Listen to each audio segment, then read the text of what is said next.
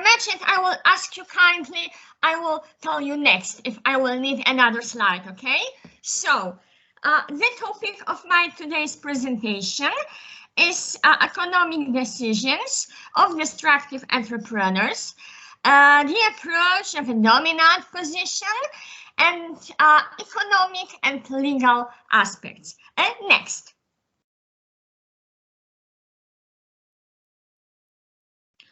The literature emphasizes the importance of the concept of entrepreneurship and the entrepreneur as a very important element of economic development and growth, and points out that such activities may be undertaken at the frontiers of law.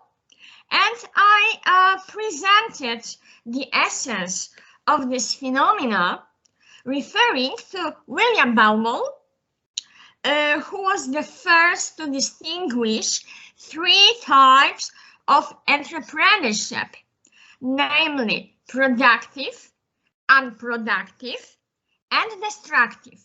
And the effects of each type of behavior are revealed at the macroeconomic level. Okay, and then the approaches of such authors as Coyne and Leeson, Southett, and Henriksen were presented. For example, Coyne and Leeson presented the division of entrepreneurship into three types: productive, non-productive, and evasive. Two forms of evasive entrepreneurship relates to tax evasion and unofficial payments. Then Southett presented the division of entrepreneurship into three types: productive, evasive, and socially destructive. And evasive entrepreneurship and socially costly activity at the interface of law. Socially destructive entrepreneurship refers to activities that use the formal rules of the game to defeat socially productive entrepreneurs. And Henriksen, the division of entrepreneurship presented into three types: productive, non-productive, and predatory. Distinction between entrepreneurial incentives of non-productive predatory self-employment and non-entrepreneurial incentives of non-productive predatory self-employment. Okay, that's more, okay, next. Okay. Thank you very much. Taking into account the definition of destructive entrepreneurship found in the literature and the aim of the research, I adopted the following definition. Destructive entrepreneurship is an activity that is harmful from a macroeconomic and legal point of view, and more broadly from a social, legal, and economic point of view. Although some of these activities are of microeconomic benefit to the entrepreneur who undertakes them. And that's my own definition, as I told you, that I adopted. Please, next slide, please. I have highlighted the phenomena of rent-seeking as an important part of destructive entrepreneurship and as a threat to productive entrepreneurship behavior. And rent-seeking occurs and depends on quality, or in other words, weakness of institutional environment. Also in literature, it is called environmental surrounding or formal and informal rules, or as William Baumol named it, the rules of the game, or the play of the game, okay? And from the point of view of the common good and the normative standards of individuals, it has contributed to the lower productivity as a whole of the economy and the deepening of social inequalities, what I wanted to highlight. And what is also very important, that rent seeking is considered to be the cause of destructive entrepreneurship, but also that's the main factor that pushes entrepreneur to be a destructive entrepreneur. Okay, next. At the very beginning of my presentation, I told you, I mentioned that William Baumol made first division into 3 types of entrepreneurship, yes? And according to 3 theses, the entrepreneur mainly engages in activities that bring him more wealth, power, and prestige without considering at all the economic consequences. The second thesis proposed by William Baumol is that productive, unproductive, and destructive entrepreneurial activities are determined, as I told you, by the rules of the game. Okay, the environmental rules, or let's call, for the purpose of this presentation, rules of the game. Okay, because I think that it sounds great. Okay, the third thesis is that engaging in various types of profit-seeking activities are examples of clearly unproductive entrepreneurship. Okay, next. Now I will focus on the approach of a dominant position. Just in 1 sentence, because I wanted to keep it as simple as possible, okay? The negative nature of the dominant entrepreneur's conduct consists of actions by entrepreneur that distort market competition while causing inefficient allocation of resource. Okay, next. From the perspective of my research, I found it very important also to provide you with the definition of relevant market. It is important in relation to the application of competition law principles.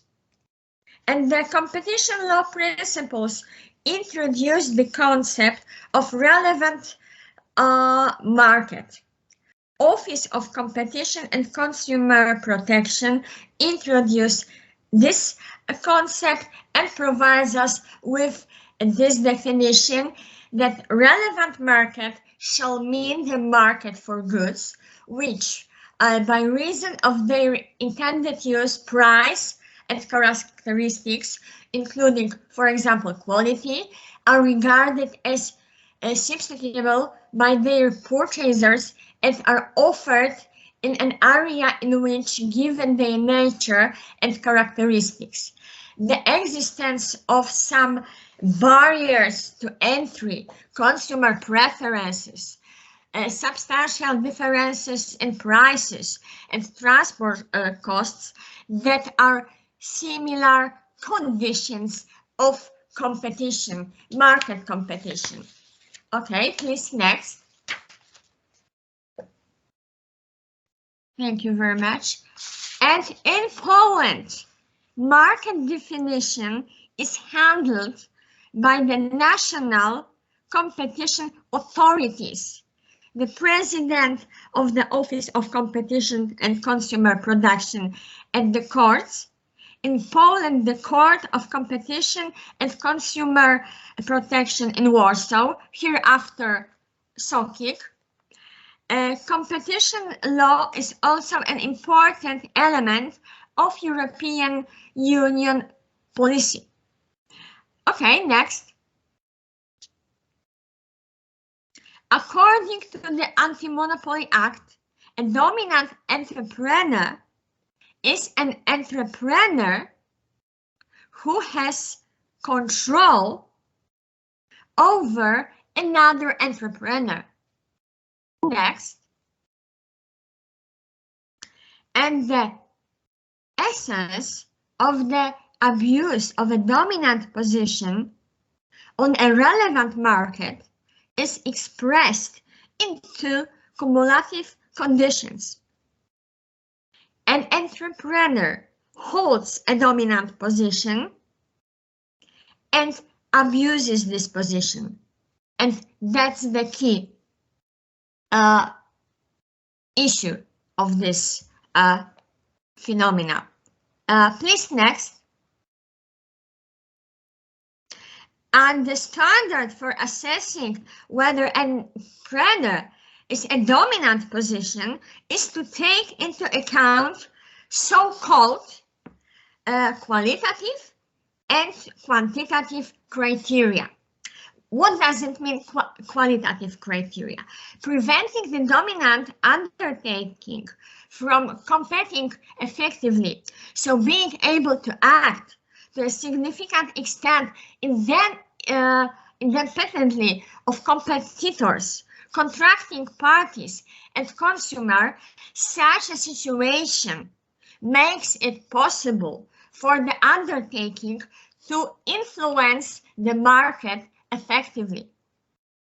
The second criteria that I mentioned, quantitative, and the essence of the presumption introduced by the law as to whether a given trader or the entrepreneur is in a dominant market position is a suspected market share of more than 40%.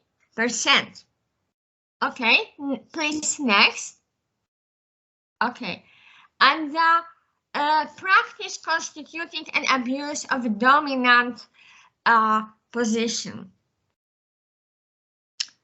It is called unilateral practices and collective dominance.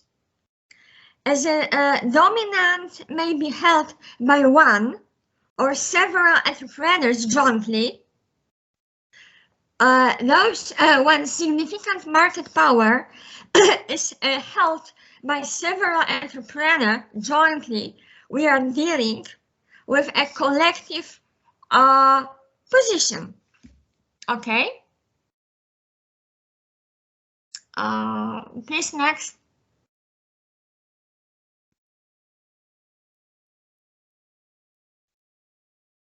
Okay. And while I was working on this subject, I decided to verify the practices of a dominant position identified on the basis of literature studies that actually occur in the market.